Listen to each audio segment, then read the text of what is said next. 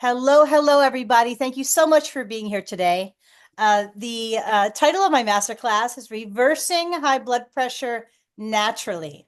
And the reason why I chose this topic is because I have a personal interest in this topic. Not only have I worked on my own blood pressure for many, many years, I've seen very high blood pressure and the after effects of that blood pressure on my family, specifically my father. And so I love these pictures. I was a high school teacher for many, many years. And so I teach with a lot of pictures. And the research says that the brain actually thinks in pictures and then assigns words to the pictures. And so this class I've spent many, many hours on over the last couple of weeks because I really wanted to emphasize certain points, specifically in optimizing our cardiovascular system with using certain wellness tools very precisely. And so a lot of my work, a lot of the focus of my work is the precise application of natural healing principles and tools. And so I wanted to approach this subject because so many people have high blood pressure, and I see it around me and the majority of my friends and a lot of my family members. And a lot of people do not think it's a big deal, but I know it's a big deal because of what I've seen in my family and in my own health. And so I wanted to go into the specifics of what we can do from both a wellness-based perspective and then other choices if we choose to do more for our health and to correct this imbalance. Because any symptom the body gives off, and high blood pressure is a symptom, it's not a condition in my book. And so it's a symptom that can be reversed. And so my goal today is to teach you as many wellness tools as I can that you can now go home and practice or to apply to your own health to see if it impacts this very important area. So I am a chiropractor in Florida. I went to National University, and ironically, National University of Health Sciences was an extremely Western medicine school. And for those that know me, that you know me as somebody who's very woohoo and loves metaphysics and energy medicine and nervous system signaling and brain signaling and a lot of the things that are invisible. But the school that I went to was very hardcore science, very hardcore sports medicine, very hardcore research. And so I learned the foundation of Western medicine kind of construct. So I can speak with any doctor because I have that language and that education. And so I've been in the functional medicine industry or area for more than 25 years, really. I grew up around it when I was 5 years old onward, and we'll talk about that in a second. I have a master's degree in human nutrition from the University of Bridgeport. My master's thesis was in the nutritional impact on cells, specifically under a microscope. The area that I actually have always loved the most is what's called nutritional microscopy. And so it's the impact of nutrients and our diet and what we take in, specifically on the vitality and vibrancy of our cells. And I have three undergraduate degrees from Eckerd College, one in biochemistry, one in psychology and health promotion. I was actually a basketball player in college, and then I was a cross country and basketball player. And so one of my achievements as a young kid was I scored 1,000 points in basketball. I was the second female in my county to do that in Charlotte County, which is about 2 hours south of here. And in the state of Florida, I can also practice acupuncture. And so I also in my own healing journey, I got very much interested in metaphysics because I could not heal. And so I had to step outside of the kind of the more traditional forms of science and in terms of what I've learned in my undergraduate degrees and in school to look beyond to find healing tools that could get me better. And we'll talk about that later on in the presentation. I dedicate my work to two very special people. The person on the right was named Alan, and he was my favorite high school student. I was a high school teacher for many years. I taught science, and he would be in the back of the class selling CDs, and the traditional school system did not help him. His brain was very different. And what ended up happening was that I ended up kind of adopting him as my spiritual little brother. And he would have been probably in his late 20s now. And he was such a good kid, and what ended up happening was that he had trouble with his brain, and he went to a brain doctor, and the brain doctor did not give him any hope, and basically said, "You'll have this condition forever." And he didn't want to be a burden to his family, and so he committed suicide. And so a lot of what I do out in the world, in terms of many of the both the natural medicine education and the spiritual leadership stuff that I do, is really to inspire hope in people, because that hope is such a powerful thing, especially when you're struggling with your health. So on the left, we have my mother. And so mom didn't get to live the life that you and I live. She was severely crippled for decades, over 4 or 5 decades. And I watched how she would go to doctor after doctor in the traditional medical system, and she never got better.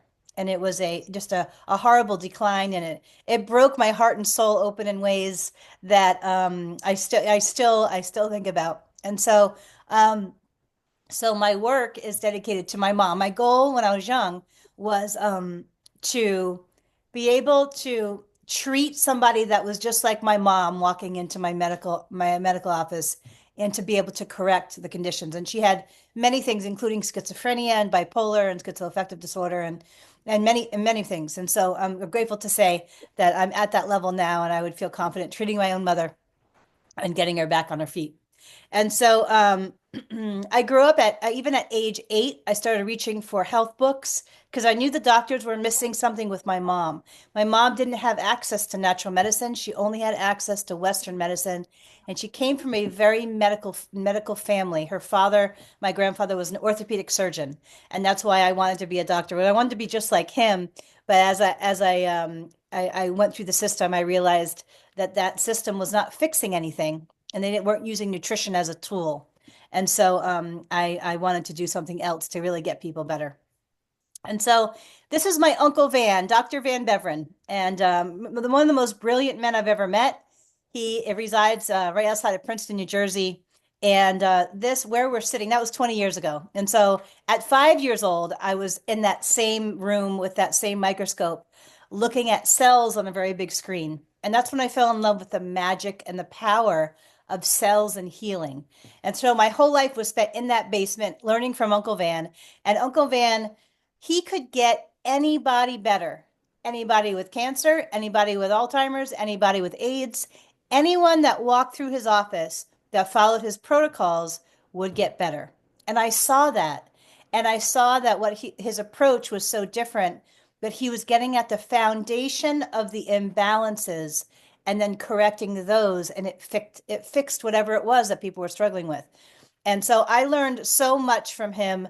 But most importantly, the power of seeking information for ourselves, of educating ourselves on our own health, on our own healing, and taking action on our own healing.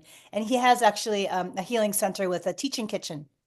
And so I have great love for my Uncle Van. He's taught me so much, but most importantly, how to think outside the box and to help people heal and myself heal. So all these things that I'm going to teach you today are things that I had to learn and apply to myself. I had a really bad, I've overcome many health imbalances and health conditions.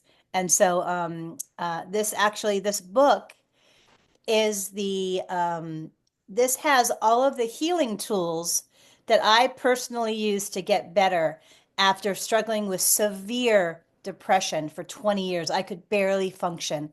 And I had extreme fatigue. They diagnosed me with fibromyalgia and a whole bunch of other things. I have a list here in a minute. But these were all of the tools, both from a physical aspect, from like an inflammation, functional medicine aspect, to a brain wellness perspective, to an energetic medicine perspective, from a mental construct perspective. These were the tools. So it's a reference manual, and it has my life story in the back. But it's available on Amazon, or if you want one from me, feel free to reach out, because I can always sign it for you. And so I'm actually on my second book. It's almost done. And so I'm excited about that as I think about what I'd like to do with it. And so cells to me, and the human body to me, holds this magic. It's kind of like, for me, the feeling of when I look up at the stars. And when I saw those cells, when I saw my first view of cells under the microscope when I was so little, I was like mesmerized by it because I could feel the energy behind the cell, which is actually what creates the cell. And so it became like and I knew that when I was little and I saw that image, that I'd spend the rest of my life trying to learn all the things that I would see that I was seeing, and that I sensed like an energetic presence or the power of that energy behind the cell. And I fell in love with that too. And so, for those of you that know me, I'm super big into metaphysics and teaching tools to channel that healing energy through our cells, through our mind, through our spirit, through our energy systems and our body and cells. And that really saved me. I gave up hope for a lot of years. I went to so many doctors and nobody could really help me align my health. And I would lay in bed. I asked myself, what could I do in this moment? And what I could do was read book after book after book. I didn't even have enough money to buy them like new books. I had to hunt them down on eBay, and I think a lot of them I got for like $5. But what I read was the masters of natural medicine. And what I discovered was that all of the masters in that natural medicine industry all were sharing the same fundamental principles with just slight angles and differences upon them, which was huge because once I figured out that all healing really comes down to certain basic principles in diet, nutrition, and then you add, certain other elements, but the foundation is the same.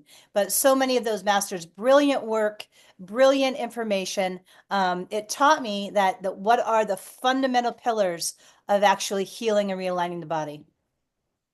And so I bring this up because there's an image in the Queen's Gambit. It's a series on Netflix where it's this savant chess player, and she has these extraordinary skills, and she can look up at the ceiling and project the board and move them in all the different ways and see the positioning like instantaneously. And so I have that kind of extrasensory gift with cells and biochemistry. It's just one of those weird things. Biochemistry is like a playground to me, and I think about it and read about it and research it all day long, and then I ponder it, and so that's my like kind of like my sacred connection to our body and cells. So it's almost like that extrasensory kind of projection of familiarity with the cells and the energetics of it. And so yeah, it's an amazing, yes, Mary, amazing film. I loved it. It was so good. But that's one of the reasons why I loved it because I could relate. And so one of the statements from this movie that I found interesting was somebody said to her, I think it was the guy that taught her the game, that there's always a pay, like something that you have to pay for your gift.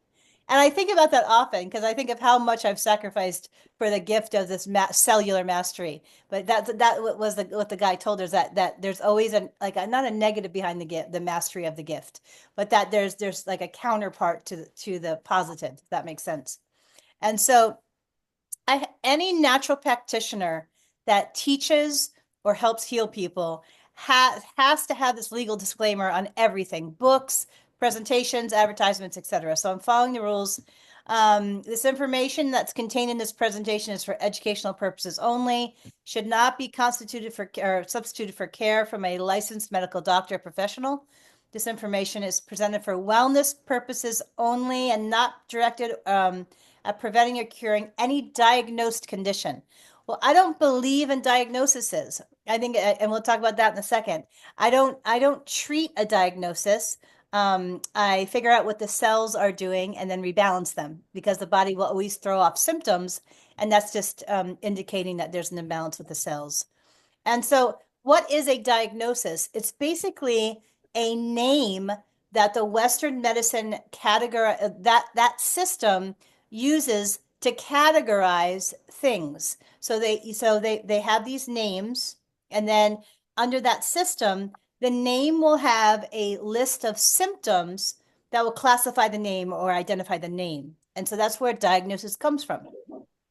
And so I don't really care about the name. I want to know what the symptoms are so I can figure out what the imbalance is to reverse it. Because if I can rebalance the cells, the nervous system, usually in the energetic fields, then the symptoms most of the time will go away, almost all the time, unless we're missing something or somebody's not following what I'm suggesting. And so when we have a symptom, our body's trying to tell us something. And so oftentimes, and I had this told to me, I would say at least 35, 50 times in my life, where I would be at my lowest point, so sick, going to doctor after doctor, where my brain's not working, I can't, get out of bed, all these things. And they would say, "Oh, there's nothing you can do about it. Your genetics and your history," because my mother was struggled so badly. There's nothing you can do about it, and here is your treatment for the rest of your life. There was no hope there. There was no, you can do all this wellness stuff to help you. There was nothing. It was, here's your drug, and you'll be on it forever. And you're not, this is the best it's going to be. And I heard that year after year after year after year. And that's so not true. Know that if you're ever in that situation, that is not the reality of the situation. They don't have the education to teach you or the time to teach you how to apply these wellness tools specifically and precisely. And so, like I said, it's totally wrong. There are so many things that you can do, and that's one of the reasons why I do these webinars and online workshops.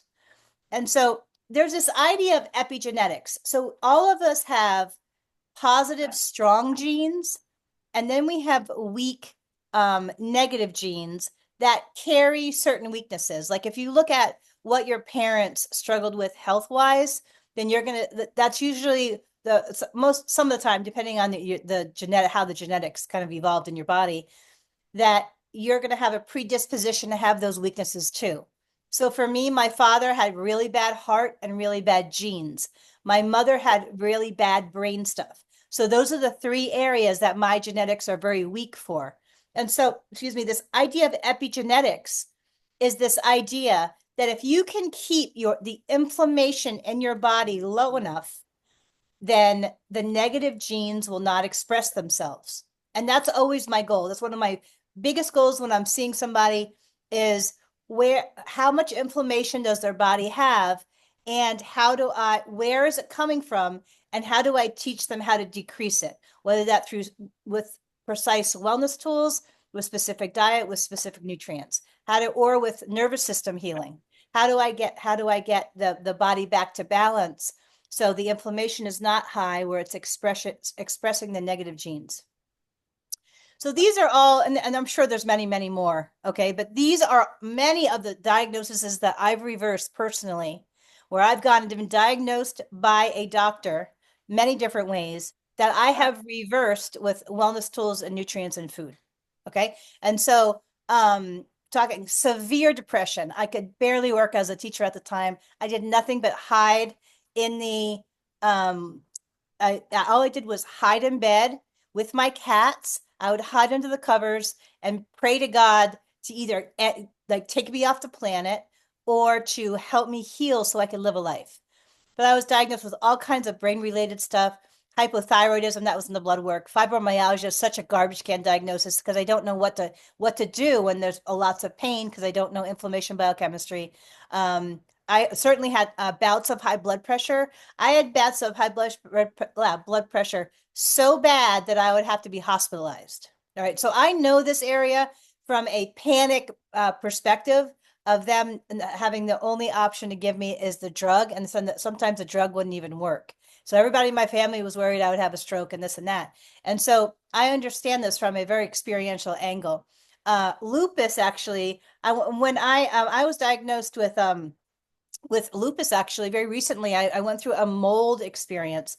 For a year and a half, I kept moving to places that had mold, and that what happened was that my body couldn't get the mold out, and it increased its inflammation. And then I have autoimmune genetics, and so in my blood work, it showed up as lupus. You talk about lupus is where your body is attacking almost everything, and so I used a lot of the things I'm going to teach you today, and I reversed it in the blood work. If anybody ever wants to see that blood work, I'm happy to show it. But that's probably the most impressive one of the most impressive diagnoses that I've reversed on myself. But I've been diagnosed with diabetes and hormone imbalances and ADHD. I've almost mastered the totality of the ADHD. I'm looking at getting my chiropractic diplomate in neurology, but that's an area that it's near and dear to my heart. And and also mold toxicity. So I've had my own share of imbalanced health stuff, but boy, did it teach me, because I did not stop learning. I kept reaching for books. I kept reaching, and talking to people. I kept searching, doing my own research, and it taught me so much about the fundamental healing principles. And so I do not treat a diagnosis. I just help people to create happy and balanced cells. That's the foundation of everything. If I can do that, most of the time, I'd say if people are listening to me, at least 90 to 95% of the time, the symptoms will go away or be so drastically reduced that they don't bother them that much anymore. And then they start eating their chocolate or whatever. But like, yeah, so that's my goal, is to create happy, balanced cells. And so when the body throws off a symptom like high blood pressure, that's a symptom. It's kind of like when you look at your car and you see a light come on, and that light is indicating there's something going on under the hood. That's what a symptom is. And so there are certain kind of categories that create symptoms, and that's what we're going to look at. And then I'm going to teach you some specific wellness tools to help correct them on your end. And so the general class layout, a second, is learning about what exactly is blood pressure, what causes it to get high, what are the wellness factors that impact that pressure in that vessel, and how to reverse high blood pressure by using precise wellness actions. I'm all about precision and efficiency. And I'm like, so, because I love biochemistry so much, and I'm that nerdy, and I'm always thinking about it. Like, it's not enough to help heal people and get them back to, or help, I shouldn't say the word heal. I don't, but to rebalance the, whatever the symptom is and get people better. But I want to do it as fast as I can, as cheap as I can, and the most efficient way possible. So that's where I'm going. And how do I, not only that, how do I measure it objectively in a way that's affordable? So I'm always thinking and creating personalized wellness programs with that in mind: cost efficiency, time efficiency, and application. And so at any time, feel free to stop me with a question. I was a teacher for a long time, and I'm happy to answer any question. Also, I spent a lot of extra time on this presentation because the cardiovascular system is so important, because high, like especially in this area, because high blood pressure is often silent. So many people that have it, they don't know that it's happening. And most of the time they brush it off like, oh, it's not a big deal. And you'll see in this presentation, it's a huge deal. And so I wanted to do an exceptional job on this presentation because of the importance of the information from a prevention standpoint. And so I wanted to, and I also wanted to, I have this love of the human body. It's a divine connection to the human body. But I wanted to kind of visually show how my brain sees all the pieces with pictures, so that you'd understand the little pieces that are important without overwhelming you. It is a lot of information. I'm sorry if you get a little overwhelmed. And but that was the intention, for me to show you in pictures the not only the wellness tools and what's going on, but that you could remember it and apply it later in a more efficient way. So blood pressure is the pressure inside the arteries of the body. And so these are just some statistics. And so when it comes to male and female, 51% of men have high blood pressure and 40% of women. And so African American individuals have higher blood pressure, but 1 in 3 people have blood pressure at least. And so it's super duper common. And so 1 in 3, let's see, so 80 million adults in the United States have blood pressure, and blood pressure is so connected. Hold on one second. Dr. Amy was commenting. Dr. Amy is a dear friend of mine from California. She's a functional medicine practitioner. That is so brilliant. I'm so excited that we connected, and we're actually creating a master metabolic program together, which I'm very excited about, a wellness program. But anyway, lots of statistics. Basically, a whole lot of people are struggling and suffering with high blood pressure. It's silent though, and our culture doesn't really emphasize the importance of having a even slightly high blood pressure. And I'm going to show you through pictures and kind of precise statements why this is a big deal. It's not just something like, oh, my blood pressure is only like 10 points over or 20 points over. No, it's a big deal, and because it's creating damage to the lining of the vessel, and we'll talk about that in a second. And so, like I said, it's symptomless. And so it's called the silent killer. So I watched my dad, and my dad was a brilliant businessman. He was an accounting executive, and he knew business. He knew people. People loved my father. Him and I always butted heads. So that's another story. But I watched him ignore these symptoms, and then when they got bad enough, he started to take the drugs. He had all of his doctors, he had all the pills lined up. He was meticulous about the drug regimen. And I watched him year after year, his body decline, his heart get worse. And then he had to start having to get surgeries on his heart. And they had to, because the blood pressure and the damage that the blood pressure had done to the vessels and the right ventricle, the heart, and a lot of things, they had to open up his heart to help his heart, and they couldn't access it, so he had to go through open heart surgery with nothing done. So I saw what this did to him on many levels, and so I'm very passionate for many reasons, but also I have to think about my own genetic weaknesses and my own heart. And so I take my blood pressure every morning, and I'm actively on it because it's so very important from a prevention and longevity perspective. And so this impacts our brain, our eyes, our heart, our kidneys, and even our sexual health, like our ability to have blood flow to certain sexual organs and have that system work correctly. This impacts almost every single area of your life from a silent damage perspective. And that's what I'm always thinking about. I don't have kids, and I'm always thinking about longevity. Like, what do I need? I need my joints, my brain, and my heart, like overall, and my kidneys, right? I watched my father go through dialysis because he did not correct this. And that's what ultimately killed him, because I watched him be, connected to the dialysis machine because he never did anything natural wellness wise for himself. His wife, on the other hand, did everything wellness wise, went to a functional medicine practitioner every 2 weeks, healed her cancer, did all this stuff. She's still very viable and vibrant at like 82, and he's passed away. So I saw the impact that living a natural wellness life had on her versus my father. It was night and day. This is just another picture, and I like the connection between the brain, the heart, the kidney, et cetera. This the connection of it.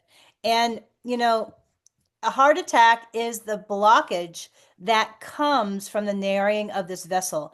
And I really wanted to go into the specifics of that because that is where the prevention and the angles of prevention, where my wellness tools work and can prevent and really make a difference in this area. And so I really like this picture. I'm extremely visual. I was one of those crazy science teachers that would get on the desk and dance and sing with the kids and all that. But when I look at this picture, it reminds me that as with every aspect of our health and every aspect of our body, it all starts with the foundation of our cellular health, period. And if I can't that, and this principle has saved me, it has saved my brain 3 times in my life. It has saved my life so many times, the principles that I'm going to teach you today. But specifically this one, if we can always think about rebalancing the cell back to its balanced and full state, then the symptoms will go away, and blood pressure is a symptom. And so what is it? It basically is blood flowing. So you have the arterial system, which means that when your blood pumps, when it squeezes, that blood goes into the arteries. When it relaxes, the body takes it back up with the venous system, the veins. And so when it squeezes, that's the pressure. The blood goes into the artery system and creates pressure. And so we have systolic blood pressure and diastolic. Let me see if the next picture has it. Okay, this is just another close-up of the arteries, because that is where the focus is when we're talking about blood pressure, is the arteries. And this connection, this image at the bottom, the red side is the arteries and the blue side is the veins. And then the connection point is where that exchange takes place, and there's toxin removal and a bunch of other things that happen there. But there has to be enough pressure from the body to push the blood all the way through the arteries to get to the veins. And that's why the body has that, why that pressure is important. And so these are the two numbers. We have the top number, which is the systolic, and what that number represents is the heart squeezing and it shooting that blood into the artery and the pressure in the artery when it does that. And then when the heart relaxes, that's the diastolic pressure. And so those are the two numbers. The top one is the systolic, the squeezing, dealing with the arteries, and then the lower number is the relaxing of the heart and the pressure in the arteries. So I'm a big believer in taking your blood pressure every single day. I do it in the morning. And so there are several factors that impact blood pressure, and one of them is stress, and we'll talk about that in a second. But basically, the whole idea here is you just want to be calm. And you can put there's a little mark, there's a brachial artery, which is an artery right there. You can see in the red. You can line up the little line, but when I did some research, it didn't seem that important. But having this, seeing this number every day, and I know I track it, so I write it down. I've been doing a lot of different objective measurements on my health because I want to use them more in my practice and get even more precise. That taking our blood pressure is it's an awareness thing too. It's like, oh, if my blood pressure is a little high, I better be out there walking. I better be juicing. I better be getting to bed on time or whatever it might be, or working on my inflammation. And so they recommend staying away from exercise, caffeine, and smoking before you take your blood pressure. And I always try to take multiple readings, but I think you can buy some of this stuff, very cheaply. And it's such a powerful just health objective measurement tool, and it can tell you a lot of information. This is just categories of how they classify high blood pressure. So basically, anything over from 120 to 129 is considered elevated. Then we have stage 1 from 130. This is the top number, the systolic number. And so high blood pressure, stage 1, is from 130 to 139, the systolic number, and then the bottom number is 80 to 89. And so we have stage 1, stage 2, and stage 3. And so I work with a lot of people with high blood pressure, and I've gotten really great results because, a lot of people think, oh, it's diet, and that is part of it. And we'll talk more deeply about some of the specific things to look for. But a lot of people miss is the stress in the nervous system. That's what I see most often. That's the element that gets missed by traditional medicine and also by a lot of natural health practitioners. Chiropractors are doctors of the nervous system, and the nervous system is controlling the electricity that's going through the brain and all of the body. And so a lot of people miss that element of healing because it's not easily seen and it's not easily measured. But there are a couple of measurement things that you can do, and we'll talk about that in a little bit. So when it comes to blood pressure, we're focusing. So one of the things I wanted to emphasize in this PowerPoint from a kind of what I want you to be thinking about when it comes to your health and wellness, because I'm a big believer that it's all about angles of thought, just like creating on AI. It's about the precision of how we're thinking and delivering the information. And so in this presentation, I'm going to be pointing out specific things I want you to be thinking about, and I want you to continue thinking about them when you leave this presentation and start applying some of the stuff to your own health. And so blood pressure is all about that blood going through the artery, how much pressure that it's putting on those vessel walls, and how much resistance those walls are like preventing the movement of the blood. Okay, so we have the push, we have better pictures coming up. So when it comes to thinking about blood pressure, there are two areas that I want your mind on, okay? One is the wall of the vessel, the full wall, and I have pictures in a second. The second thing is the lining, the inside lining of the blood vessel. And so because all of those things is determining the pressure on the blood vessel, which is the blood pressure. That's the pressure from these cells going through that artery vessel. And so when it comes to thinking about, okay, what is impacting that pressure? It's almost like I want you to have a little microscope in your brain, and I want us to really look at the factors that impact the pressure of that vessel, because that's where you can apply these wellness tools I'm going to teach you. And if you're able to do it consistently, you can drastically impact your blood pressure and within 2 weeks, even shorter than that. A couple things, all right? When it comes to vessel contraction, all right, so when we think about this vessel, we're wanting it relaxed. We're wanting it not like tight, not like inflexible. We're wanting it able to be flexible because that decreases the pressure in that vessel. And so what are the things that impact it? Well, electrolytes, minerals, certain minerals are going to impact the flexibility and the flow of electricity through that area. Inflammation is going to come into play here, specifically for the lining of the vessel. We'll go into that deeper in a second. Um, Also, how much damage to the inside of that vessel has already occurred, and is the body healing it? That's where certain nutrients come in. What nutrients help relax the vessel wall? We'll look at that. That can be impacted by food. Also, the sodium potassium balance in your cells that can impact the flow of sodium and potassium, and that's a big deal in this area. We'll talk about that in a second. And then just hydrating and making sure that you're drinking enough water, because when you don't drink enough water, your cells stick together, and the fluid in the vessel gets thicker, and that increases the blood pressure. So this is an artery vessel. All right, this is when I'm going like this. I'm showing you the side of it. So this is like the part we're looking into the vessel. And so these are the different layers of that vessel. And the reason why I'm pointing this out, okay, so if you look here, this area called the tunica media, that's the part of the vessel that controls whether that vessel is tight or relaxed.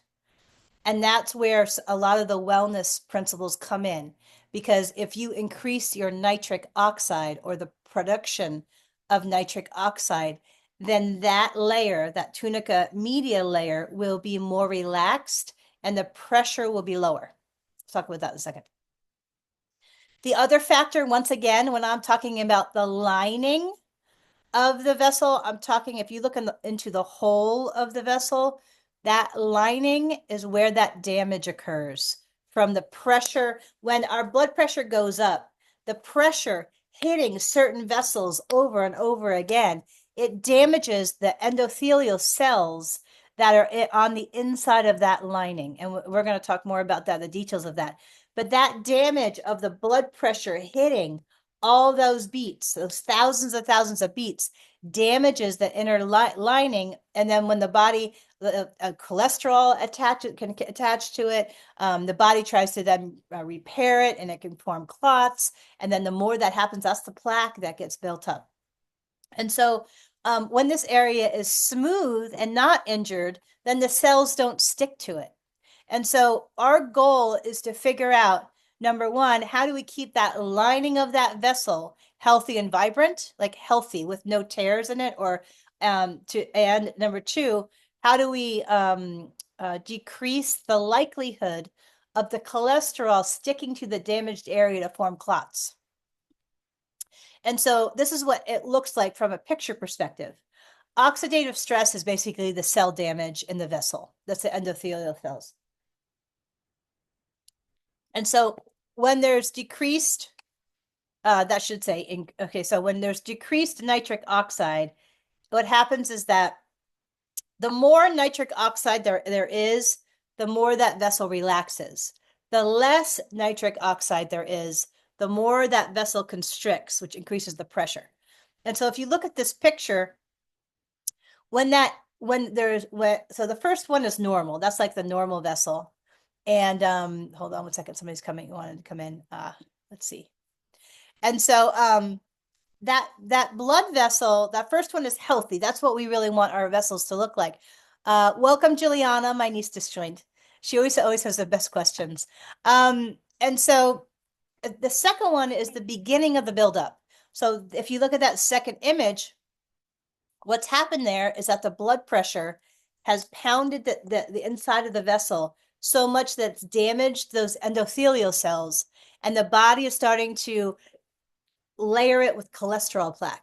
And then the third picture, then the body tries to repair that cholesterol like cellular damage that now it's like it's like the beginning of plaque. And then when the body tries to repair it, that's when the layers of plaque and the blockages occur. And so there are many things that we can do to prevent that from happening.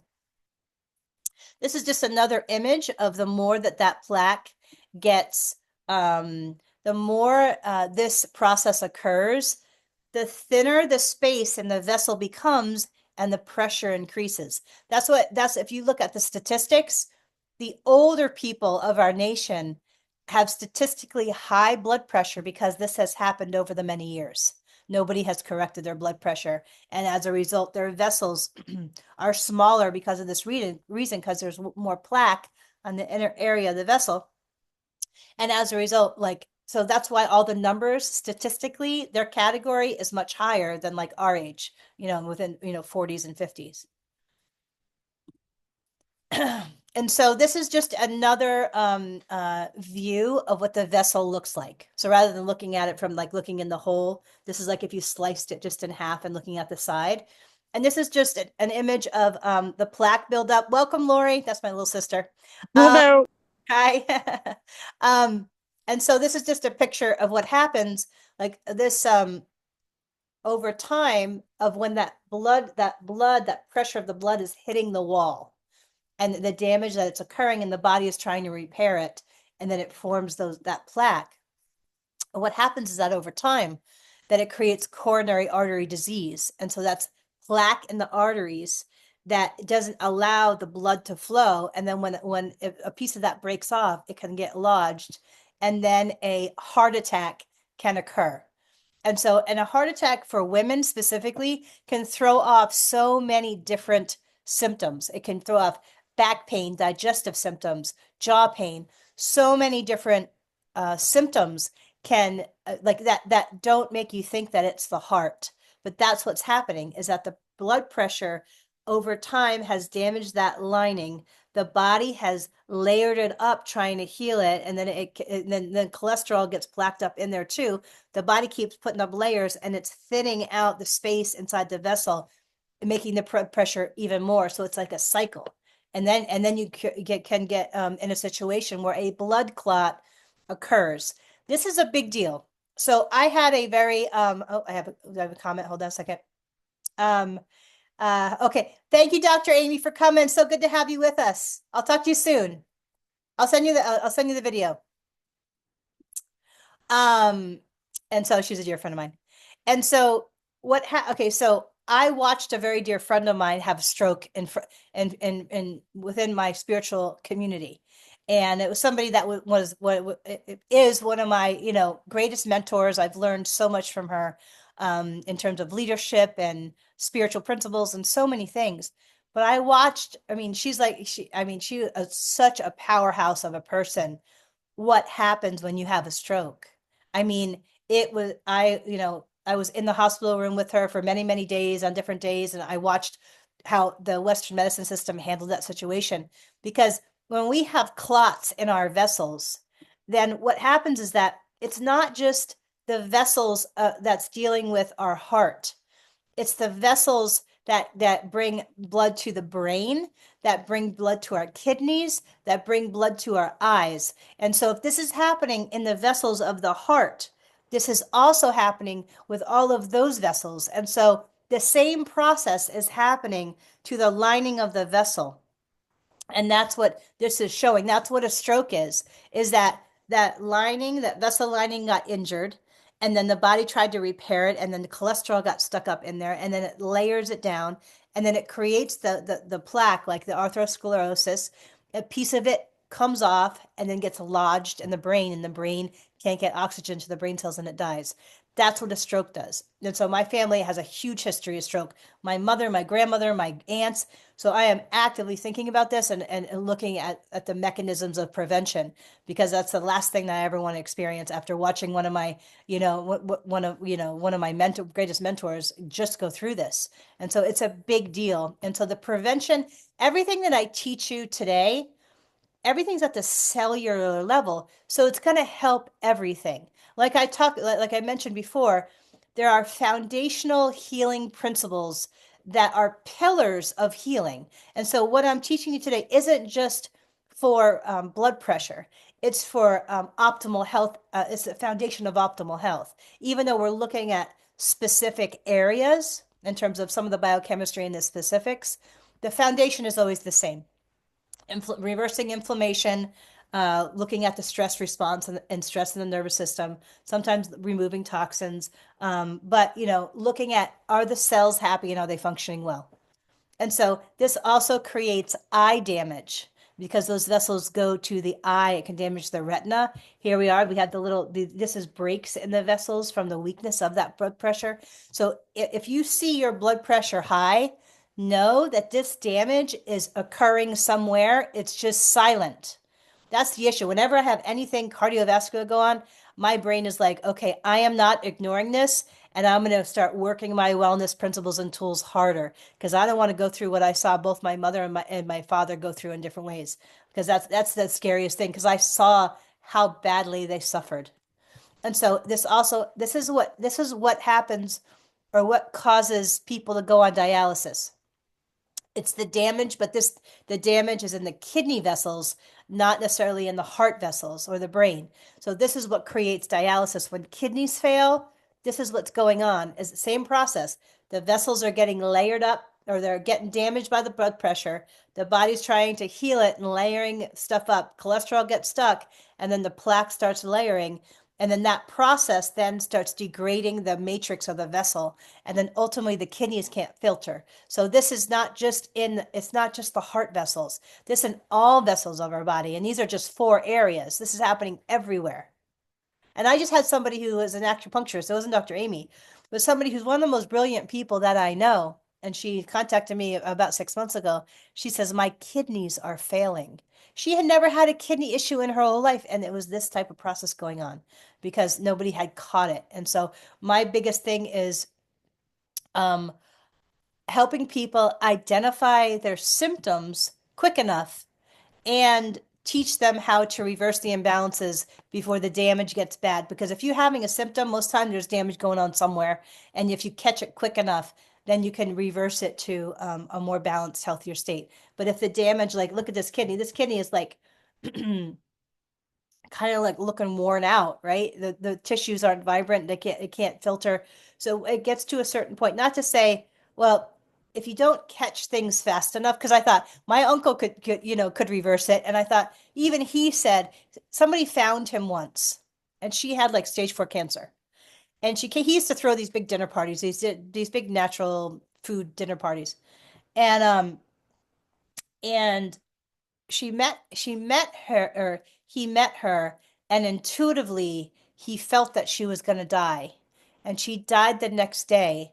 And he always said, I so wish she would have found me sooner. So there's a level where it's almost impossible to reverse once the damage is bad enough. And my goal is to teach people enough so that they can identify what's going on, or identify their symptoms, and then to help them take action on it. So the whole body is running on electricity. And that electricity deals with our brain and our nervous system. Our brain is part of the nervous system. But when it comes to electricity, electricity is running on electrolytes, which are certain minerals. And so these minerals, a mineral is basically, it has a charge, and that charge carries the electricity through our body. And then when the electricity isn't flowing anymore, then we're dead. All right. So this electricity is a big deal. And so now if you think about all the things that happen in our body without thinking, right? Our brain function, our thoughts, the healing potential of our body, our heartbeat, our breathing, all everything that's healing electricity. The electricity of our body is regulating all of that stuff, and that's our nervous system.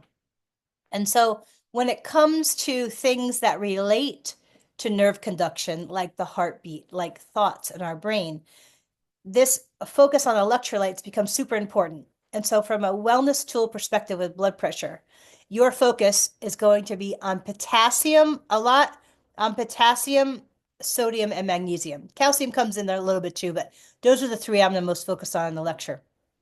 And so, these electrolytes also, so when you think about the blood vessel and the pressure inside the blood vessel, this balance of electrolytes determines how much liquid is in the vessel to push against the wall. So it's another factor on that blood pressure, is this electrolyte thing. And so every single cell in our body, and everything is made of cells, our bones, our skin, our organs, everything. Every cell has this little pump in the membrane of the cell. So the cell membrane. And basically, what it's doing is that it's pumping these charges in and out, because what it's wanting is more potassium inside the cell and sodium outside the cell. That's what the body's really trying to do. And so what happens is that most of the time we are deficient in potassium and we have too much bad sodium, or I should say processed sodium in our body and our blood and within that system. And so we'll talk about specific tools in a little bit. I'm just giving you the background so that you can understand what we're talking about. And so this process of like it's trying to get the potassium into the cell and moving the sodium out. If it's like that, then the electricity is where it's supposed to be and everything's flowing the way it is. It's like right. But if this system is off, what happens is that the kidney system gets thrown off, and the kidney holds on to sodium too much, which is salt, and water follows salt, and then the water creates more pressure in the vessels. So this balance becomes super important when it comes to keeping the blood vessel pressure in the right range, specifically when it comes to not eating salt or not consuming too much processed salt, and specifically eating a certain amount of potassium-based foods. And we'll talk about that in a second. What does what impacts blood pressure? What causes it? So certainly our diet, too much alcohol, not having enough water in our system, so dehydration, a lack of exercise, having our fat cells too big, and I'll show you pictures in a minute. Blood, the actual health of our blood vessel, both from you want the blood vessel flexible and you want the lining to not be damaged. And this one, sympathetic dominance, is one of those ones that I feel it was one of the most important, and it's one of the ones that is most missed. And so sympathetic dominance, basically, it means that your nervous system is in a stressed, imbalanced state, and it's causing a lot of stress hormones to be released, and that can create certain symptoms. And one of them is a tightening of the vessel. Eating too much salt and certain nutrient deficiencies can drive high blood pressure. And so how do you reverse it? That's the question. That's why we're here today. What can we specifically do to reverse the pressure in the artery vessels? These are the categories. Okay. So whenever somebody walks into my office, or I go to them, depending if I'm doing concierge service, there are categories, wellness categories, that when I'm assessing a situation and trying to figure out the root cause of why their body is throwing off symptoms, there are categories that I'm thinking about. And so when it comes to high blood pressure, these are the categories that can become imbalanced or dysfunctional that drives the blood pressure, high blood pressure.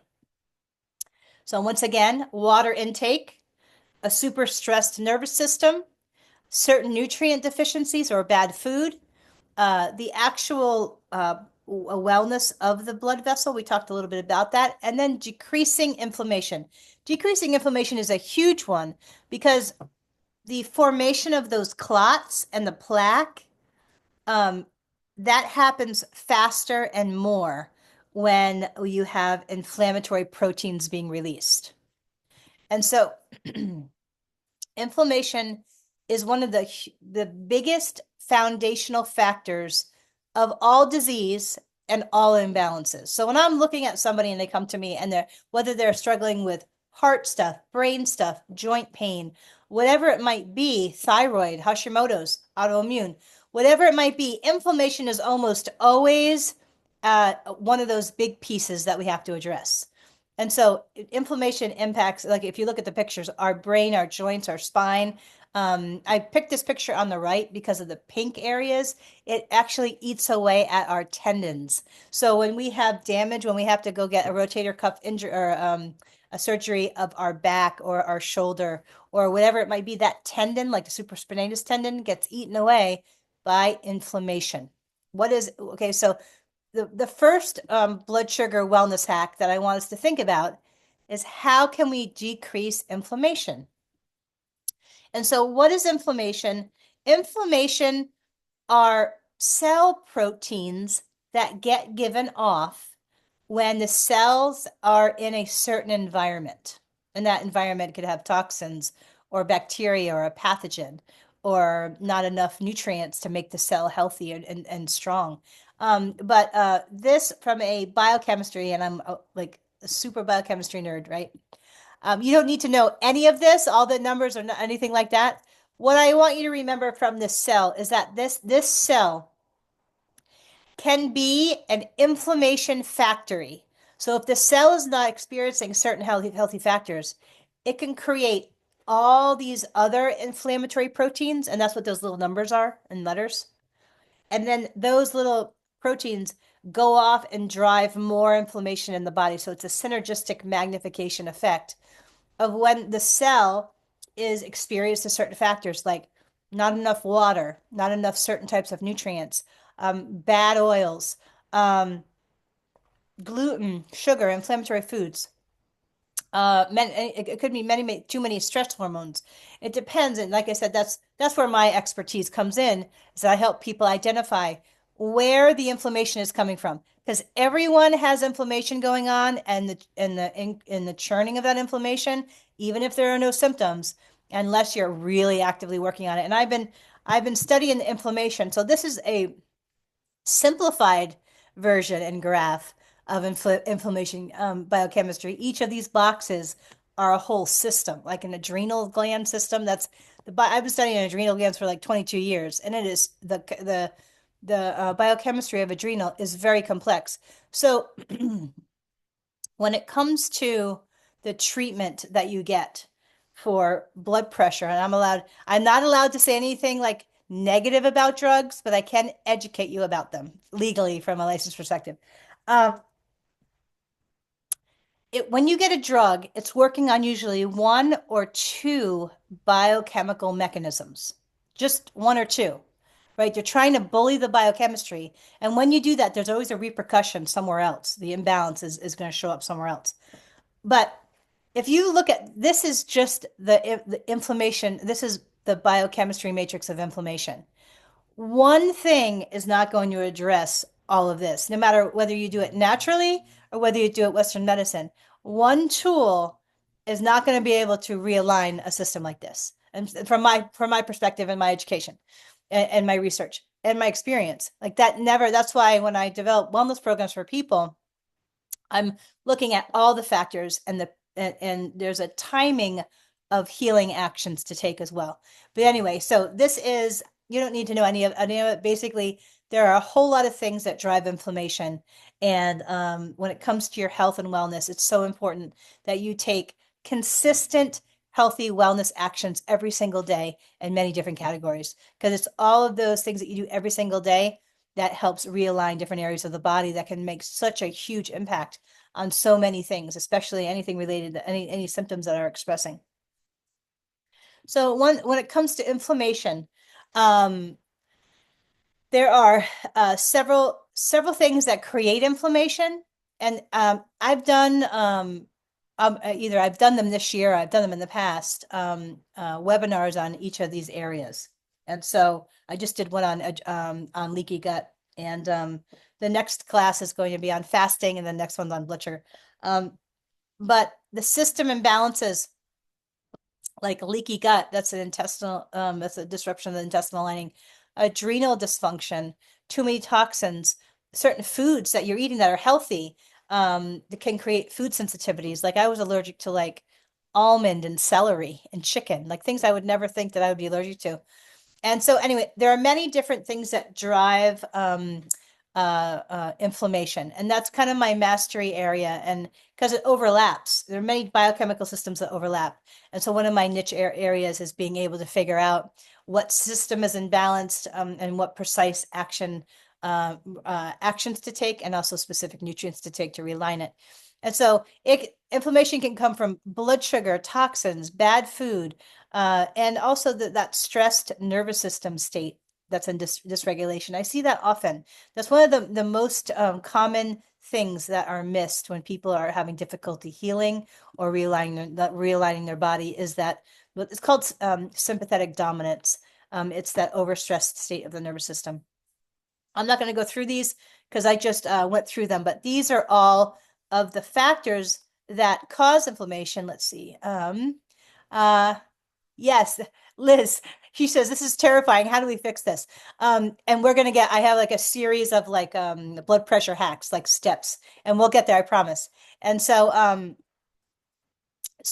the one of the things that I see, like if somebody said, "Hey, what's the number one system that you see the most that creates inflammation in the body?" And that would be leaky gut. Leaky gut is one of those things almost everybody has if they come to see me and they're wanting to heal, or they're having symptoms they can't rebalance themselves or with another doctor. It's oftentimes the first step when somebody walks through. I'm looking at blood sugar and leaky gut. Almost always that's where to start. And it's a huge driver of inflammation, because this is also where our neurotransmitters are made, is in this area of the gut. It's where so many things, where our nutrients get absorbed. There are so many things here that churn this inflammation. Our gut and our brain are intricately connected. So if we have leaky gut, we also have leaky brain, and things are getting into our brain and killing our brain cells. I'm always thinking about the brain because I have such a sensitive brain. And so these are just kind of the general wellness things around inflammation. I do have an inflammation webinar, or a Zoom recording. If anybody wants that, I can send it to you. Because it's kind of a category all itself. But these are the basic kind of principles that I follow all the time. First step, removing gluten, sugar, dairy, because most people are allergic to dairy and they don't know it, or sensitive to it in terms of inflammation. And also trans fats. Trans fats are the oils that, like French fries, anything fried, and anything like pastry, like donuts or chips. Those are the areas that trans fats hide out in. But dairy is one of the hardest things to get off of. You know that dairy creates molecules in the body that are like morphine, so it's highly addictive. I have, of all things, right now I'm 22 days, 23 days off of gluten, sugar, corn, but I'm still holding on to the piece of cheese, like dumb stuff, you know what I mean? But yeah, dairy is one of those, especially for certain people with certain types of genetics. Dairy can be super sensitive and inflammatory. And so I often think about decreasing stress, but for me, the definition of stress is about stress in the nervous system. We'll talk about in a little bit, but when you go through trauma as a kid, or a lot of really hard things, challenging things growing up, your brain can rewire itself so it churns the stress response. And so one of my areas of expertise is, how do you unwind that by rebalancing the nervous system? So anyway, other hacks for inflammation: increasing omega-3 fats. We'll talk about that a little bit more later. Decreasing weight, because fat cells drive more inflammation. Certain types of supplementation like vitamin D, and doing mild exercise movement, especially if you're in that overstressed state. That can be very helpful for inflammation. Foundational foods.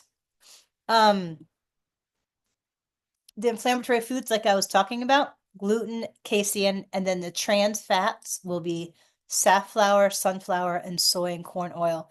Also, canola oil. Canola oil, do not eat canola oil. It's an industrial oil. And so I'm preparing to get off dairy, right? And I love dairy, so it's going to be hard. But uh I looked at my mayo, my non-dairy mayo, and it had canola oil in it.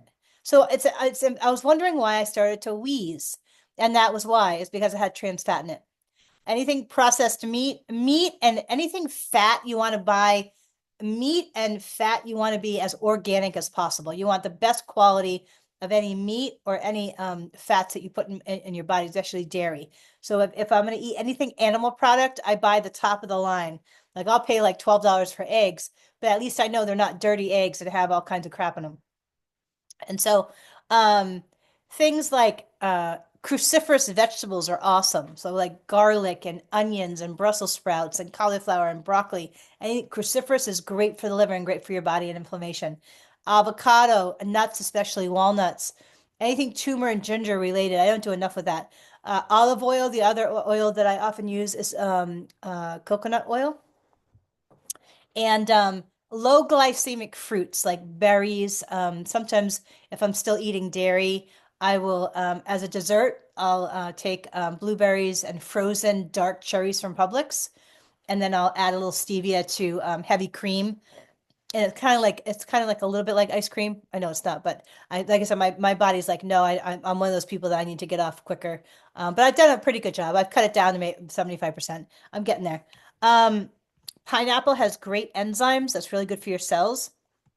And so this is kind of the way that I eat. And I have a slide of showing exactly kind of how I eat from the different angles. But we just went over that. It's casein that I see. That's the one thing that people keep eating because the milk industry did a great job of marketing, and that it drives inflammation. And so that's one of those things that it's one of those hidden things. Also, a lot of people, including myself, have a sensitivity to egg whites, and so I can eat egg yolks, but not the egg whites, without joint pain. And so also nightshades, there's a molecule called solanine and nightshades, and that's tomatoes, potatoes. And I'm Irish, so I really like potatoes. So I have the testing vials, the vibrational vials that for the foods. And so I'm always like when I test myself for potatoes, I'm always like, "Oh, please don't be weak on potatoes." But these are the areas that are most inflammatory most often. And so a lot of people think, well, if I eat right, the inflammation will go away. And the answer is no. I've never seen anybody come to me and just eat right and all the inflammation goes away. Because most of the time, the inflammation is coming from a system that's imbalanced. Leaky gut, adrenal, liver detox, something like that. And so and I always say that food is about 20 to 25% of healing and health. I've seen it reverse symptoms, but that doesn't mean the damage is not still happening, just quieter. And so certain nutrient deficiencies around inflammation that are important, omega-3s, vitamin D and A, B vitamins, B12, and minerals. That's like the foundation. And then when I'm looking at where's the imbalanced system, then I can get more precise. But from an inflammation perspective, these are the ones that come up again and again in all of the books written by the masters. So, blood pressure wellness hack number 2 is to lose weight. And most of you will be like, yeah, we know that. Okay. But here's the deal. When we lose weight, we don't lose fat cells. They just shrink. And so the goal here, because when fat cells get to a certain size, what happens is that they start making those inflammatory proteins. Remember in that picture, those numbers and letters? And then those molecules will go off and make more inflammation. So one of the hacks is to figure out a way to lose weight as much as you can. Like I've been really looking at fasting lately. My next masterclass is on fasting. Why? Because I want to get more precise even with myself. Like I want to get into the specifics. And so when it comes to losing fat, there are a few systems that are usually almost always involved with weight loss. And it was about maybe 8 months ago that I decided I'm going to lose some weight. I'm going to focus on my nervous system, so the stress response, and I'm going to work on my liver. That was my idea, and it actually worked. I lost like 20 pounds in like 5 weeks. And I wasn't even like trying that hard. And so these are the systems that when somebody's having difficulty losing weight, that I know are imbalanced in some way. And so we have the liver that's responsible for metabolizing fat and also for, anyway, there's like 500 different things it does. And our blood glucose system is usually off. If you look at that last picture, oftentimes the white is representing glucose molecules, and those molecules are having difficulty getting into the cell. And so that's the first, really one of the first systems I look at when people come to see me. The adrenal system, which is all around stress and stress hormones. And oftentimes, because the adrenal system is off, the hormones will be imbalanced too. And so when these systems are kind of imbalanced in different ways, losing weight can be really hard. If your nervous system is in a stress response, your body will not lose weight.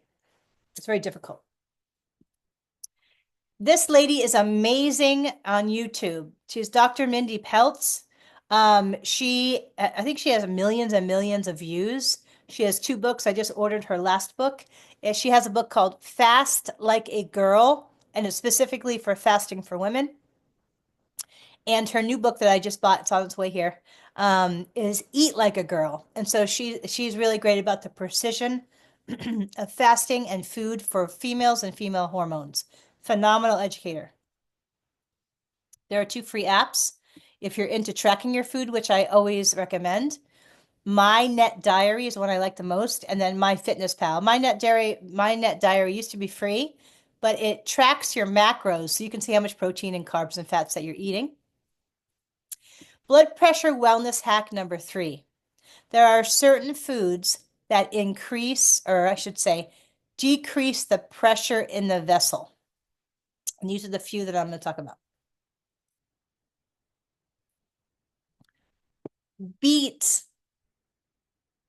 increase the nitric oxide in the vessel, and it makes it more flexible, so the pressure goes down.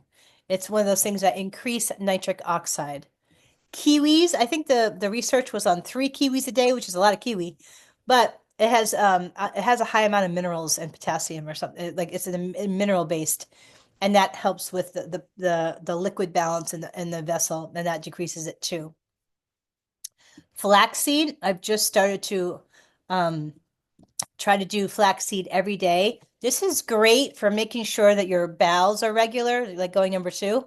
What I do, but they have like little biochemicals in them that are really good for for many, many health principles. And also it's an omega-3 fat, but the ALA fat, some people don't have the genetics to convert the ALA omega-3 to the form that we can use. And so that's why I sometimes will recommend fish oil supplements or fish or animal-based omega-3. But this is one of my favorite hacks in the kitchen. Okay. This is great for fiber too. This is how to keep regular to make sure your bowels are moving, and for toxin binding to remove from the body. I buy a coffee grinder. This one's only $20 on Amazon, but this is one I have. And then I grind organic flaxseed, put it in a mason jar, and then I put it in water, 1 to 3 tablespoons. Usually I'll put 2 tablespoons in, but I'll throw it on salad. I'll throw it into smoothies. And so it's very inexpensive. And so it's a way of helping your body remove toxins, but also giving it the fiber it needs as well. And it's a very inexpensive way. And so living this way and developing a lifestyle this way is all about a level of precision and efficiency that grows over time. And so there's like a flow, like I have kind of systems in the kitchen that make it a lot easier, because when you're transitioning from like eating out or, like eating what like everybody else eats, really, well, almost everybody, there is a transition and a learning that takes place. And so I've been teaching this stuff for a long time and doing it a long time. So this is just one of the hacks I use almost all the time, is grinding flaxseed. Just I want to talk about an anti-inflammatory diet. We talked a little bit about it. Um, and so like I said, any meat you want to get organic and like free range and wild as much as you can and organic because I just got a frequency scanner that you can I can show a picture of it later. But it picked up pesticides. So as and that's from non-organic food. And so no, like I think, oh, it's not a big deal. But when I looked at my scan, my Zyto scan, it showed that pesticides were a big deal, and my body wasn't removing them, and they were making inflammation. And so, blood pressure hack number 4: eat high potassium, magnesium, and calcium foods. The question I get is, well, can I just take a supplement? No, you can't. Maybe a little bit for the magnesium. Sometimes I recommend. But for potassium, you have to get it from food, and that's usually vegetation. And so if you don't have the right balance of these food-based minerals, right, not just from a supplement, then the electricity of your body cannot flow effectively, and your vessel wall will get stiffer than it should be. So this flow of electricity on those electrolytes is a big deal. The first one we're going to look at is potassium.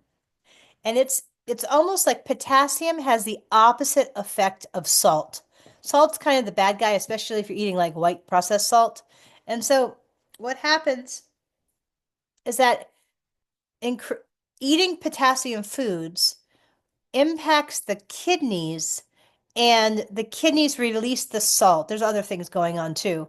But because the kidneys then release the salt, the body doesn't suck up water where the salt is, and so it decreases the pressure because it's not pulling that extra water into the vessel. So bottom line, and we'll look at more pictures, is that decrease your sodium, increase your potassium foods. If you do one thing from this lecture, this is the thing. Increase your potassium foods. And so it allows the blood vessel wall to relax, decreasing the pressure. What are the potassium foods? Everybody thinks banana, but and like banana usually has like 300 to 400 milligrams, and that's not the best one. Like celery juice is really good. Spinach is really good. Beet tops are really good. Like, and they have like 1,000 per cup, 1,000 milligrams, because you're so this is a picture of the different things. They say 450, but most of the books I've read is like 300 to 400. And so potatoes, even though they have a high sugar content, sometimes when the body breaks it down, they're really high in potassium. So if I'm going to splurge on a pseudo bad thing because I'm sensitive to them, then it will be a potato. Usually that's what I just made some potatoes with onion and garlic the other day. But potatoes are very high in potassium, and your goal, make sure you snapshot this slide if you're on a phone, is in food-based, it's meaning foods with potassium in them. You want 47 milligrams to 6,000 milligrams per day. And this impacts every single cell and the blood and the fluid balance in your body. So if you have swollen ankles, like if you take off your socks and they're indented, then this is going on. There's an electrolyte imbalance and your potassium is low. So this is one of the hacks that I did that cured my depression. And the doctor that I went to, he was like, well, "What are you doing?" He was a psychiatrist, and he knew I was getting better, and I didn't have the biochemistry to tell him why it worked. Now I do, like, how many years later, 15. But this is one of the ways that my body, anyway, um, celery juice has an extremely high potassium content in it. I think 1 cup is like 1,100 milligrams. So I do a lot of celery and cucumber and lemon juice, but it's one of the easiest hacks to decrease your blood pressure. And I use that to decrease my blood pressure. Another food is beet tops. I want to say it's over 1,000 milligrams per cup of beet top or of potassium and a beets, and basically it's just the top of the beets. You chop them up. I'll usually cook them up with coconut or ghee, which is the butter without the casein protein, and that's I can eat that even if I'm sensitive to dairy. The other super important one is magnesium, food-based magnesium, but sometimes I'll add a quality supplement. I emphasize the word quality because I see people spend so much money on supplements they think are good because they're expensive and they're garbage. The supplement industry is a multi-billion dollar industry that does not have a regulation board. So the supplements that I carry have a stamp, it's a GMP stamp on it, which means an external agency has come in and analyzed all the ingredients to make sure the label matches what's in the supplement. But the stuff you buy on Amazon or the Nature Food Store or even stuff online, and there is so much counterfeit stuff. I mean, so I'm a big, I spent so much money. I spent like 12 years trying to buy cheaper supplements, and then I never got better. So and the damage that occurred on my body from the delay of using poor quality supplementation, I so wish that I would have done it differently now. But this magnesium is another one of those important nutrients. One of the highest magnesium foods, which I don't think I listed here, um, is cacao, like the chocolatey cacao. I want to say a tablespoon is 500 milligrams of magnesium, but it was very high. It was higher than what all the others. So how does magnesium help? It regulates the calcium fluid among the membranes, and it soothes the vessel tightness. So it makes it more flexible, the magnesium. It allows the potassium level inside the cell to stay there. And so that's one of those things that regulates the pressure of the liquid inside. And it also is regulating the kidney system to not hold on to the sodium. Because if the kidneys hold on to the sodium, it's sucking up the water and it's increasing the pressure. And so the magnesium relaxes the vessels and prevents the kidney from holding on to the sodium. And magnesium is just anti-inflammatory overall, so it helps your inflammation too. These are the top. I got this from an Eric Berg video. Eric Berg is a chiropractic educator. Phenomenal work. He has fabulous videos. I love his work. I want to be the next. He's like Eric Berg. His personality is like if you crossed a chiropractor with with oh who Mr. Rogers. He has that kind, sensitive kind of feel. Well, I wanted to be like the next Eric Berg in terms of being online, but as a female and teaching. But I wanted to get like super science teacher silly with it. Eventually, I'll get there. But these are the magnesium foods: pumpkin seeds, spinach, Swiss chard, almonds, avocado. That should say leafy greens, and dark chocolate. Calcium foods are helpful, but everybody is thinking dairy. And that's not what I want you to think about calcium foods. I want you to think things like sesame seeds. And I don't really, a little bit of cheese maybe is okay, but cheese is very acidic. And so if I ever do cheese, I only do a tiny bit. Tahini, sardines. Yes, Oscar. Hold on a second. Yes, Yes. going back to the cacao. Yeah. There's some chocolate bars are like 90% cacao. Would that be a substitute or no? What is it? You said 90% cacao? Yeah, there's some chocolate bars that are like 90% cacao, 70% cacao. Would that work as a substitute, or should I get just the pure stuff? It depends on how much is in there. They can say it's 70% cacao, meaning the amount that's in there. But if the amount is tiny, then it's not going to give you enough magnesium. It will list on the label. But I'd rather you see buy organic powdered cacao, and I throw it in smoothies or I'll throw it in things like oatmeal and things like that. But they sell like bags of cacao that you can get organic. And that's but it's I don't think it might not be enough in a bar, especially if it's like the outside chocolate or something like that. Sardine, did I answer your question, Oscar? Yeah, yeah, thank you. You're welcome. Sardines, kale, broccoli, and salmon are high food sources of calcium. I don't do calcium supplements, only in certain rare um, situations because it's a lot of garbage. Calcium supplements are one of the highest supplements that are filled with garbage, and it throws the electrolyte balance of the body unless you're specifically using it for certain things, certain imbalances. So, blood pressure hack number 5, increase your omega-3 fats. Somebody have a question? All right. Hold on a second. Okay. So every single cell is made up of a lipid bilayer. What that means is that if you take that blood cell and you took a magnifying glass, you took a magnifying glass and you like looked at this the membrane, which is the outside layer of the cell, you'd see these two layers of fat molecules. And that's what makes your cells.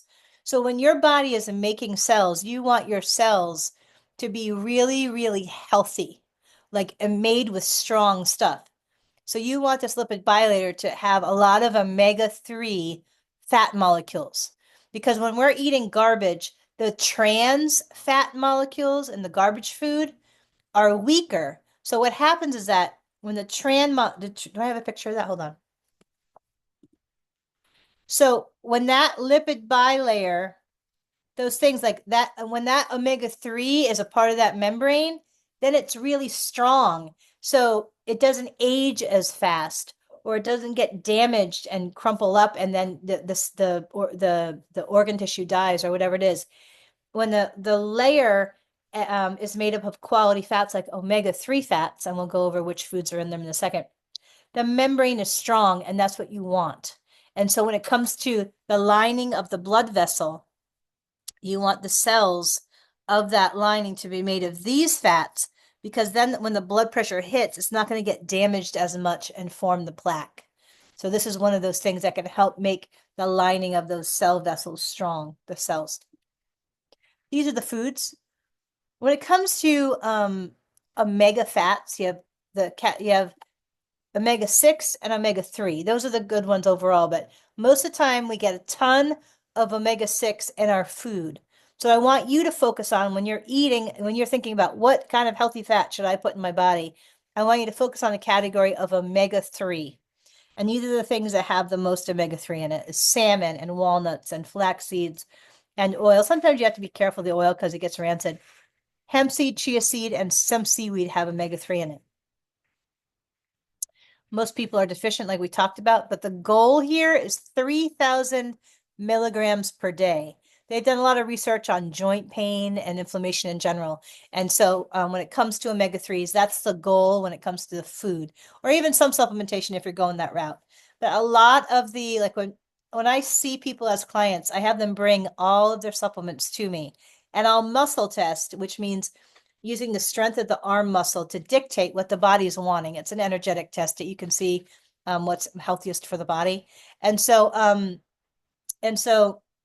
the omega-3, like the majority of the omega-3 fish oils that I see have tons of garbage in them, including toxins. So there's a molecularly, the kind of fish oil that one of the things I look for in terms of the quality is something called molecularly distilled, because that goes through it goes through a process of making sure there's no toxins in it. And so, okay, blood pressure hack number 6. Increase antioxidant foods. This is when it comes to the lining and the damage of those cells, what helps heal those damaged cells is something called antioxidants.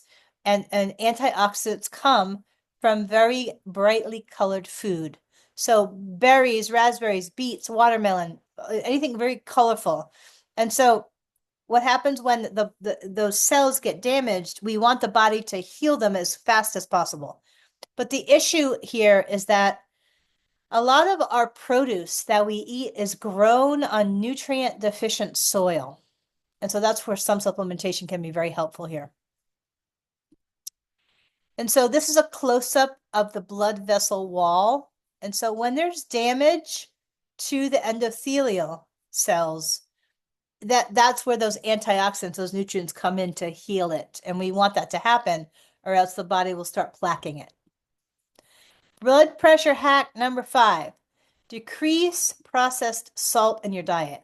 If you were to see how much chopping I do in a week, I'm always preparing all of my food. My cardiovascular, I have very weak health genetics because of my family line. And so I decrease my salt because when we increase our salt, it messes with many, many things, and it makes it imbalances the pressure in the vessel, and it creates a lot of other issues. And one of the ways we can simply is keep it lower than 15 milligrams a day, but not to eat the regular white salt, because that's synthetic and processed. what the salt that I eat the most is pink salt, and that's because it has many, many other minerals with the sodium, and it's not processed. And so the body, when the body takes it in, it doesn't throw the body off as much. So that's why I do a lot more pink salt. And I don't do a lot, but I do it probably almost every meal a little bit. And so I want to say they said that 1,500 milligrams was like half of either a tablespoon or a teaspoon. It's not that much, but if you're using this type of salt, the impact on the body is a lot less and you can have a little more salt. Blood pressure hack number 6. This is one of the most important. If somebody is in a state of stress, especially when everybody thinks stress is like the emotional experience of stress. And that's not what I'm talking about. I'm talking about when your nervous system experiences that like overactive, stressed state that you can't sleep. Sometimes your pupils will dilate. You'll get cold hands and cold hands and feet. It's a stress response in your nervous system, and it's called sympathetic dominance. And what that does is that when your nervous system is like that, it releases these stress hormones, and then the the blood vessel constricts from the stress hormones. We don't want that because if it constricts, blood pressure goes up. We want it to be relaxed. And so this is one of the most missed areas of health when it comes to blood pressure. I've never heard, I'm only another chiropractor I've heard talk about it.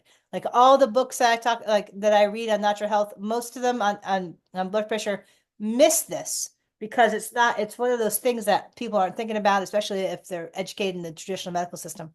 But nervous system overstressed state is huge on almost every area of health, but specifically for blood pressure and blood sugar.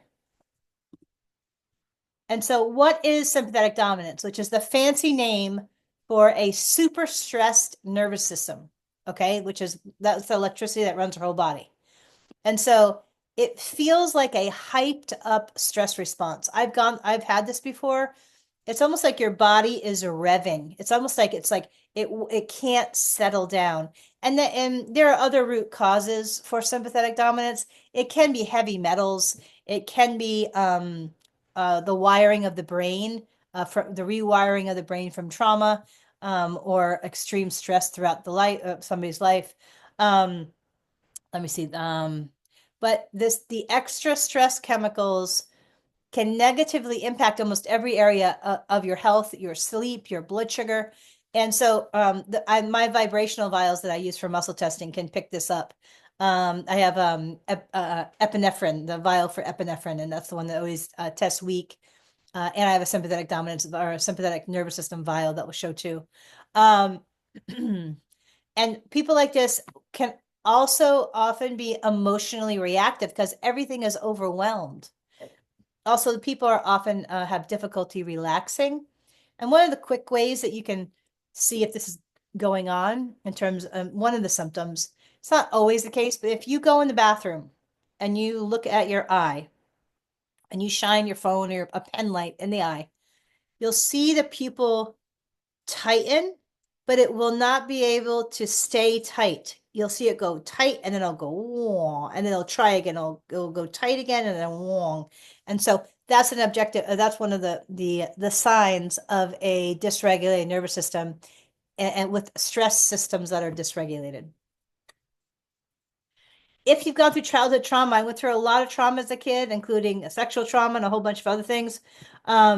Your brain rewires itself to manage the stress hormones that get released. But then when you grow up and you're not in danger anymore, your brain is now rewired to activate the stress response, which then activates the stress hormones and that sympathetic dominant state.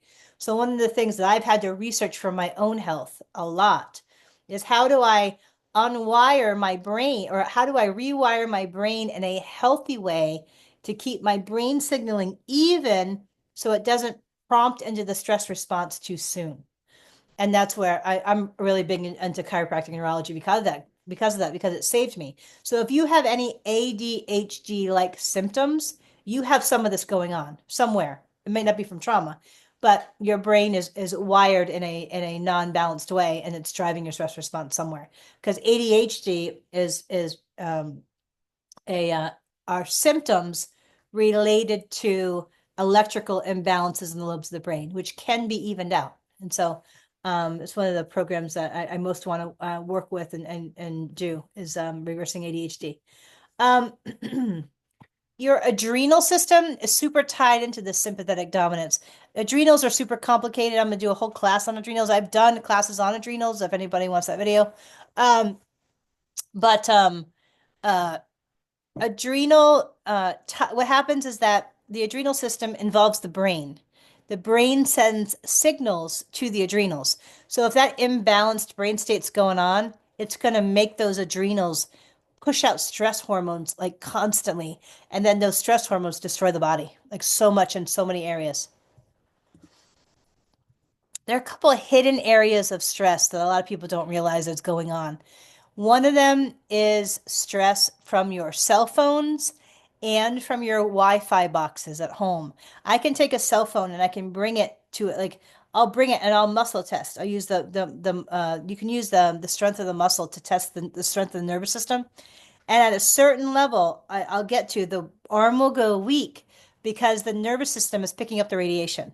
So one of the things that I sell in my practice are radiation blockers, and I have prices at the end of the presentation. But people often buy them for their phones and for their Wi-Fi boxes because I can do the same for the Wi-Fi box. We get close to the Wi-Fi box, the arm will go weak because the nervous system is being impacted by the electrical activity of the radiation because the nervous system is running on electricity. So it's impacting negatively that electricity. Um, Also, blue light exposure from our phones and our technology. Another thing that I sell are special blue light glasses. I can take somebody and have them look at their screens and muscle test, and they'll go weak. And then when they wear these special glasses that I sell, then they'll actually go strong their nervous system. And so I know I'm super sensitive to this. Um, your pineal gland is impacted by the light, and it creates hormones and molecules or chemicals that then disrupt your sleep and the quality of your sleep. So this is one of those hidden areas of nervous system stress that can easily be corrected. And so I see a big difference in my clients from before and after they use some of those things. This is some stress and nervous system wellness tips. And so number one, keep your blood sugar even. In 1 month, I'm doing a blood sugar class like this. So if blood sugar is one of those foundational symptoms that if you're struggling with health, somewhere the blood sugar system's off. Um, Taking certain types of minerals, especially magnesium and zinc. Remember, electricity travels on minerals. So we want to focus on mineral-based foods and quality minerals. And like I said, the supplement industry, they can do almost anything and not get caught. And so the quality of supplements matter. Um, and so breath work, adaptogenic herbs can be helpful for adrenal type dysfunctions. Meditating, I'm sure you know a lot of this. I take hot baths with Epsom salt almost every day, and I use lavender oil in the water because that's a hack that helps balance the signaling is quality essential oil. I do a lot of vibrational meditation and classical music. I do a lot of vertical breaks to calm the whole structure of the body. I try to stay away from toxic or triggering relationships because my brain gets so triggered and I'm so sensitive to it that it can impact my neurology for days if I'm around extreme stress or loud noises or banging or snappiness. And so I'm so sensitive. My nervous system is so sensitive to it. And also if you can get chiropractic treatments or acupuncture treatments, those two treatments are amazing to reset and balance the nervous system and brain. And so there are a couple of nervous system wellness tools that I use often. I do a lot of balancing exercises that greatly helps brain signaling or in the brain and helps reset the nervous system. I do a lot of breath work. I do a lot with precise essential oils.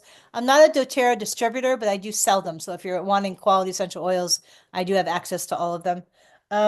And I do a lot with vibrational sounds to help balance brain signaling. So I'm really into the nervous system neurology stuff because for me, because of my trauma, the trauma had impacted my brain so much that it kept prompting that overstressed state. And then that was messing with my whole body, including my brain function and my healing ability.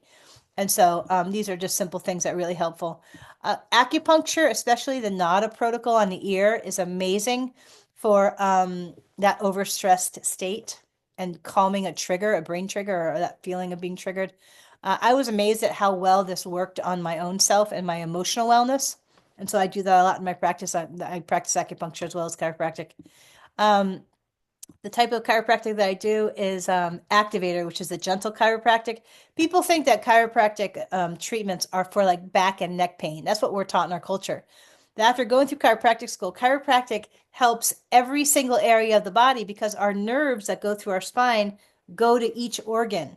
And that electricity is running the whole body. And so chiropractic and acupuncture so impact the nervous system. And when it's healing and balancing the nervous system, that's what increases the healing ability of the body and the balancing out of imbalances. And so I use it a lot for my own healing and my own wellness in all areas of my life, but it impacts every area of healing positively.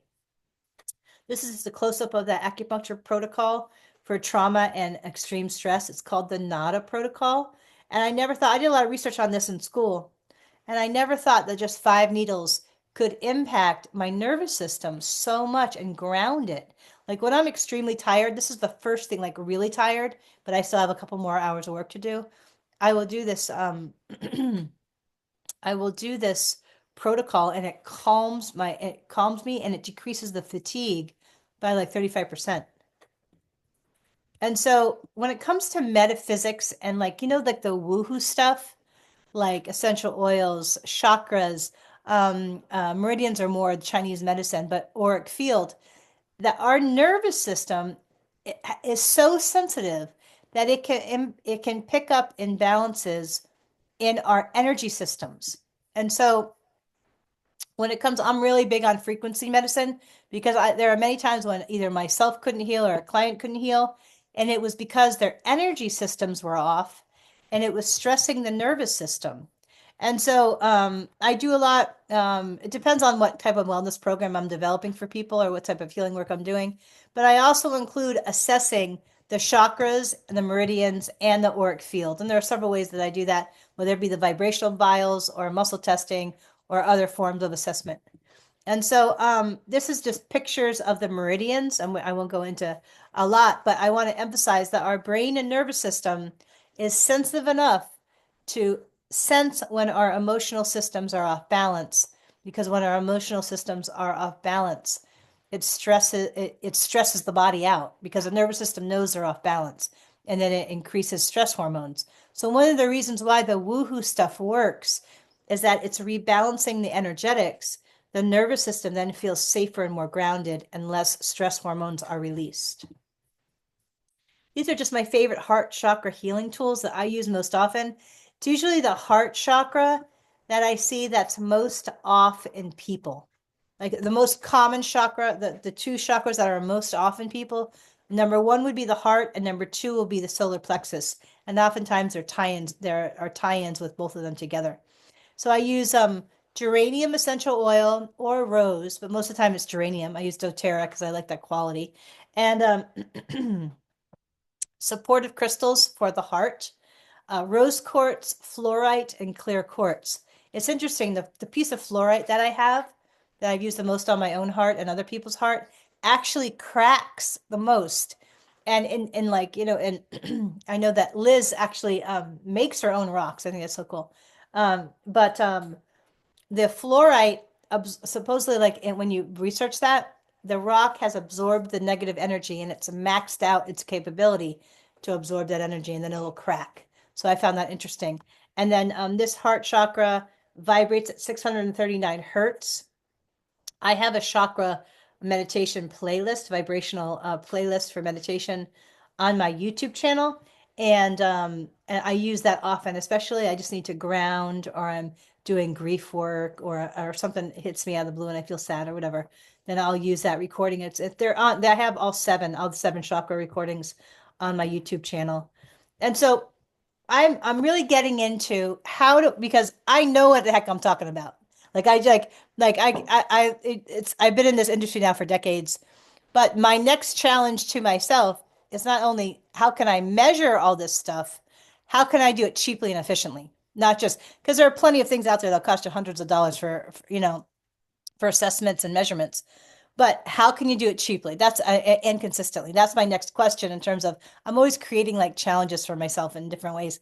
But these are so two ways you can measure this. And if you have an Apple Watch, you can do it probably right now.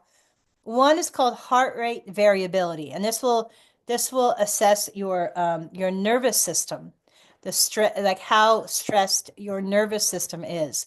And what it's looking at is the space between two heartbeats. The lower the number, the better. You want the number that you have to be lower.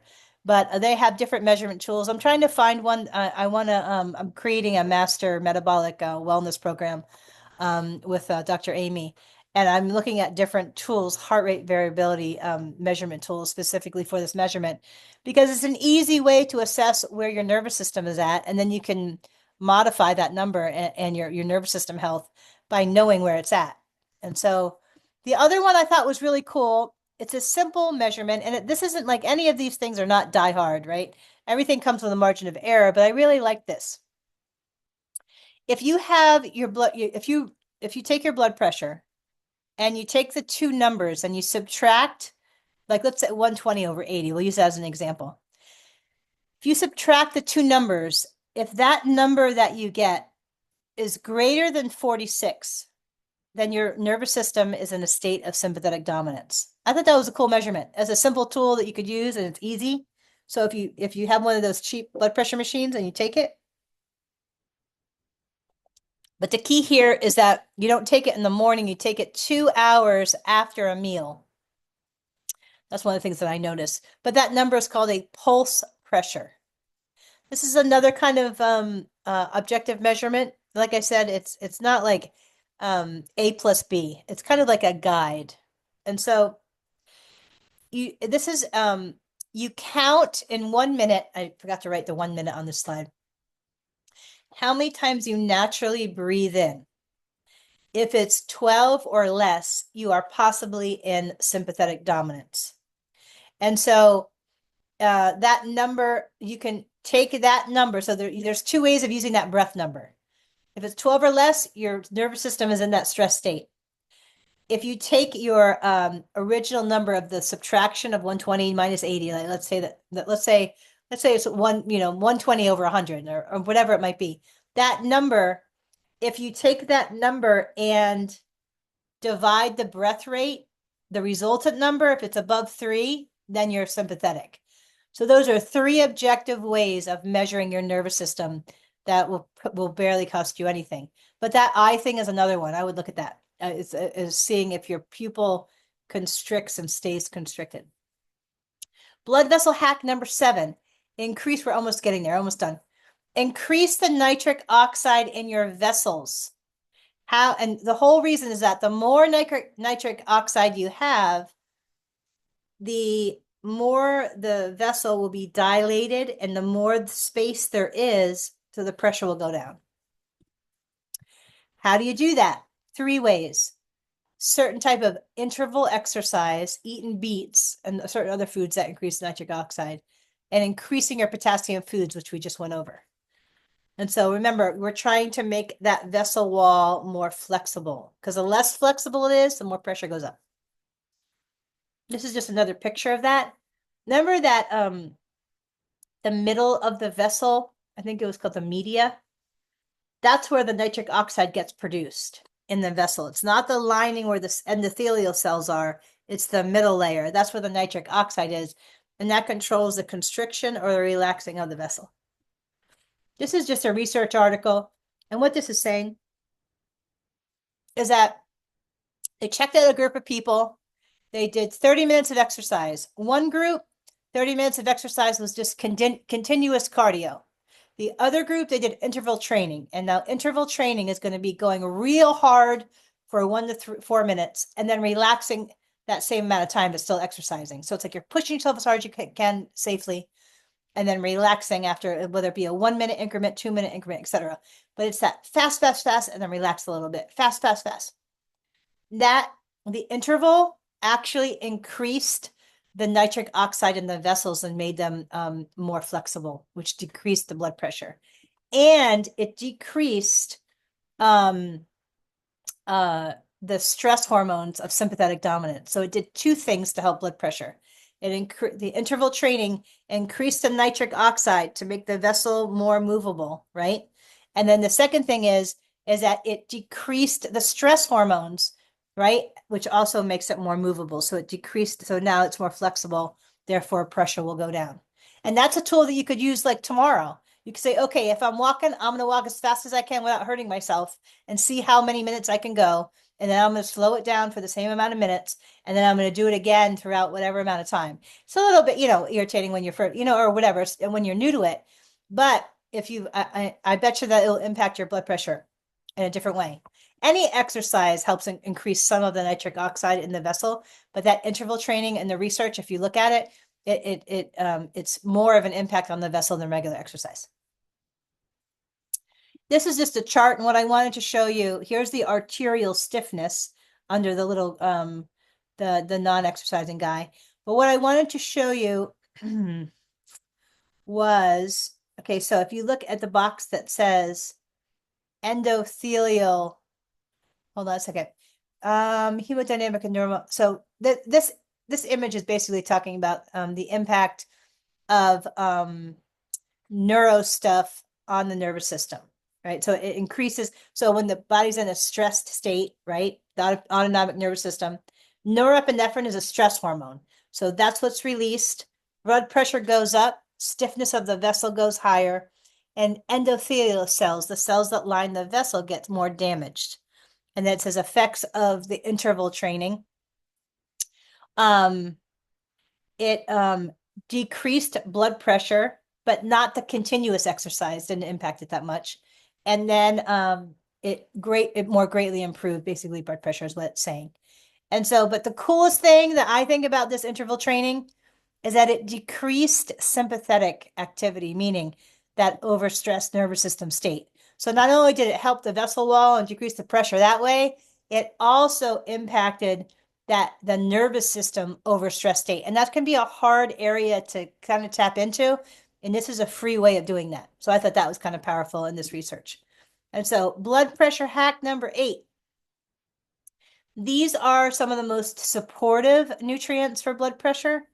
And so CoQ10 can be very helpful. Vitamin D, magnesium, and omega-3 are more focused, and magnesium are really focused on inflammation, but the CoQ10, potassium, and L-arginine. I don't do ever potassium in supplement form. And so you'll never see me take a potassium supplement, and I'll never, ever recommend it either. It throws off the electrolytes of the body.